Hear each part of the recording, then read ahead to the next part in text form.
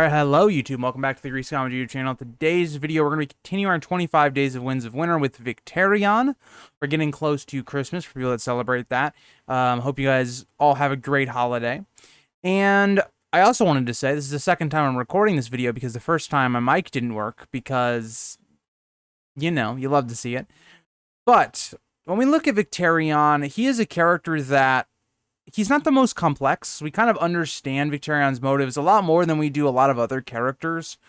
Where Victarion, when we last see him, he's really on this mission to get Daenerys as his wife, and really to kind of just support her and become pretty much king of Westeros when she comes over. That's kind of his quote-unquote plan. Also, he has the added benefit of if he supports Daenerys, Daenerys could kill Euron, which then, I mean, Victarion doesn't like Euron, he hates Euron, but Victarion is not like a kinslayer. He doesn't believe in actually killing one's family member. He's okay if other people do it, but just not him. So that's kind of Victarion's motivations going into the next part of the story. But before we get into the video, if you guys like to like, subscribe, and comment, please do. It helps the channel grow, which people out might like this content as well. And let's get into the video. So, continuing on with this idea, Victarion is sailing what left of the Iron Fleet he has because, again, there have been storms. Some of the ships have just gotten lost. His fleet has actually diminished quite a bit. So they're going to more or less Meereen to find Daenerys. And what I think Victarion is going to be part of is he's pretty much going to just show up to Meereen. He's going to be more or less wanting to get Daenerys' hand. And like we've already seen with countless characters already trying to do this, it's not going to work. I mean, Victarion at this point is number 4. He is number 4, or actually number 5 person trying to get with Daenerys in like... No, wait. So we have 6 people, more or less, that try to get with Daenerys in Dance of the Dragons, or that are going to try and get with her in Winds of Winter. Now let's count them out, because some of them don't actually appear to Daenerys. We have Dario. He gets with Daenerys, and he wants to kind of marry her and stuff, but she doesn't want to, because obviously she doesn't. She marries Hizdar. She got approached by Quentyn to keep the Dornish alliance alive. Young Griff, at one point, was going to marry her. That was his plan until he turns back.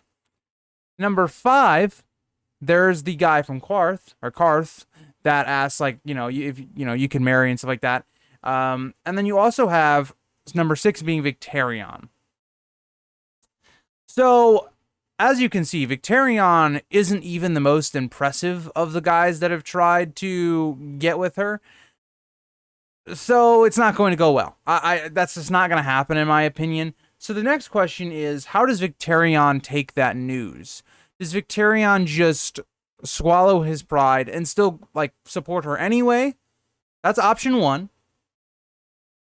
Option 2 is Victarion, in spite of this, actually betrays her. He tries to get one of her dragons through Dragon Binder, stealing one of her dragons and more or less gaining something out of this trip in which he's lost countless ships and men. That is a possibility as well. Now, I think it's going to be a mix of both. I think for a little while, Victarion will stomach being with Daenerys, just as an ally. And I think he'll be fine with that. But I think as time goes on, and Daenerys either cracks down on Victarion and their raiding of people, quote-unquote enslaving people. I know it's more or less making them like thralls, more or less, but basically enslaving. And taking like salt wives and stuff like that. I think Daenerys will start to crack down on that and put a lot of heavy pressure on Victarion. And I think Victarion eventually will just break under that pressure, which will lead towards the end of of his story, realistically, being he blows Dragonbinder and it either doesn't work or it goes to Euron. Now, even if Victarion is not the one to blow Dragonbinder, I think he dies. I think this is one of the first betrayals we'll see going into Daenerys going into Westeros. And I think this will be one of those moments where Daenerys burns Victarion, probably. And I think that's kind of how Victarion goes out. I think Victarion is a character that is really... He's almost a plot device, where he's really there to give Daenerys a fleet. That is his main real purpose of the story. And I think I like a lot more of the other Greyjoys, like Asha and Theon, where if Victarion's still alive, it kind of poses problems for those two later down the road when I see someone like Asha taking over the Islands. So I think, inevitably, I think Victarion falls betraying Daenerys or blowing Dragonbinder and it kills him and it gives Euron a dragon. Kind of exactly what I think Euron's plan was to begin with. I think Euron, you have to look at why does he actually send Victarion to Daenerys? Why doesn't Euron just go? We know Euron is much more of a clever person that would be able to possibly convince Daenerys to marry him much more than Victarion could. Victarion is not a sly person. Victarion's very kind of blunt almost. That it's very questionable that on face value why Euron would do this. Was Euron trying to trust Victarion? Was Euron trying to see if he could trust Victarion?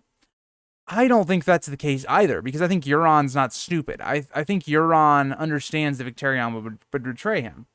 We also get the idea of this dusky woman, and we always get this idea that Victarion's saying that Euron's gifts are poisoned or something like that. Euron's gifts are poisoned, which could maybe imply that maybe Euron is warging into the dusky woman, which is a very spooky thought, but it's something Euron would do, in my opinion, to spy on him specifically, and to also just mess with his head. That's just something Euron does. So to me, when you look at all these ideas, I think it's an idea of Euron is kind of taking a gamble here. I think Euron's taking a gamble by trying to get a dragon. I think Euron understands that that he is not going to be able to get married to Daenerys by sending Victarion, and if Victarion tries to do it himself, he's definitely not going to get it. So I think Euron kind of understands that, and Euron's also getting rid of a faction of forces that he knows are very loyal to Victarion and could possibly flip on him himself. So I think there's a lot of reasons why Euron does this, and I don't think they're what we're actually told. I think they're actually much different motivations. But overall, I think what ends up happening is Victarion ends up dying, probably to Daenerys after he betrays her, and that is what happens with his character. But thank you guys all for watching, and I will see you guys all in the next video. Bye, guys.